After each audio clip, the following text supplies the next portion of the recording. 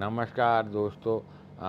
मैं मेरे YouTube channel UNN Bharat में आपका स्वागत है। मैं RB उपाध्याय। आपसे गुजारिश चैनल को सब्सक्राइब करें, लाइक करें, शेयर करें।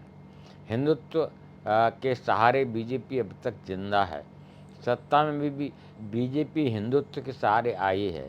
जो नॉन बायोलॉजिकल कहते हैं मैं बायोलॉजिकल नहीं हूँ, उनको सत्ता में जनता ने दी है। कोई नारद मुनि सत्ता देने नहीं आए थे, ये सत्ता जनता ने दी है, जो अपने आप को बायोलॉजिकल नहीं कहते। और वैसे भी पेड़ पौधे सभी बायोलॉजिकल होते हैं। एक पत्थर होता है जो नॉन बायोलॉजिकल होता है। तो क्या पत्थर हैं? अब जो हिंदुत्व की प्रयोगशाला है वो ध्वस्त हो चुकी है। राहुल गांधी के बयान ने तहलका मचा दिया, सबको नंगा कर दिया है। मुझे ये कहने में कोई अशोक्ति नहीं। जिस हिंदुत्व के सहारे सत्ता में आते थे, हिंदुत्व के सहारे सारा काम चलाते थे, उस हिंदुत्व को नकार दिया है। और बल्कि उन्होंने ये कहा है कि गुजरात में हराएंगे। उन्होंने उस सामने खड़े होकर मोदी साहब के कहा कि हम गुजरात में हरा देंगे।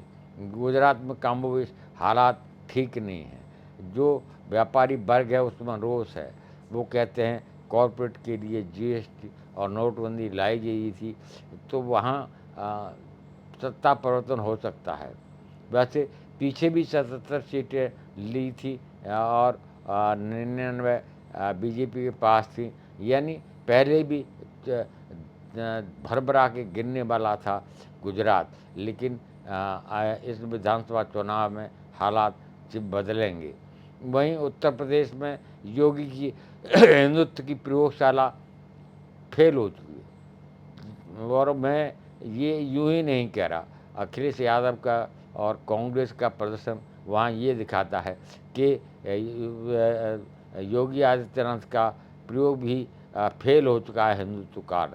और वहीं महाराष्ट्र की बात करें, महाराष्ट्र में भी जब तक शिवसेना साथ में थी तब तक 50% तक वोट बीजेपी को मिलते थे, शिवसेना को मिलते थे। लेकिन जैसे शिवसेना अलग की बीजेपी धराशायी होगी। वहाँ भी हालात ठीक नहीं है। अभी आने वाले दिनों में 3 राज्यों में चुनाव होने वाले हैं, महाराष्ट्र में, हरियाणा और झारखंड में। वहाँ भी हालात ठीक नहीं है। ऐसा लगता है कहीं बीजेपी मुक्त भारत न हो जाए। इन राज्यों में हार दिख रही है। जिन राज्यों में महाराष्ट्र जाता है, महाराष्ट्र में हारते हैं, यूपी में हारते हैं, और हरियाणा और उसके बाद ये महाराष्ट्र में हारते हैं, तो बचेगा क्या? क्या बीजेपी हाशिए पर जा रही है? ये सोचने वाली बात है। राहुल के भाषण ने और क्लियर कर दिया है, आप हिंदू नहीं हैं। और उसको नैरेटिव फैलाया जा रहा है हिंदू विरोध के नाम पर। नैरेटिव सोशल मीडिया के थ्रू बताया जा रहा है। राहुल ने कहा कि सभी हिंदू हिंसक हैं, ऐसा नहीं है। उन्होंने कहा हिंदू हिंसक नहीं हो सकता, सर्वधर्म समभाव की बात करता है। और शंकराचार्य अब इस में जो बयान दिया है वो राहुल के सपोर्ट में है। विश्व हिंदू परिषद राहुल के सपोर्ट में है। अब एक ही बात हो सकती है, जिस तरह से बजरंग दल के कार्यकर्ता तोड़फोड़ कर रहे हैं और कांग्रेस के दफ्तर में घुस रहे हैं। कल हाथरस में जो हुआ वो भी लगभग जब पूरे देश में मास लेवल पर दंगे करवाए जा सकते हैं। दंगे वैसे भी सफल रहे हैं।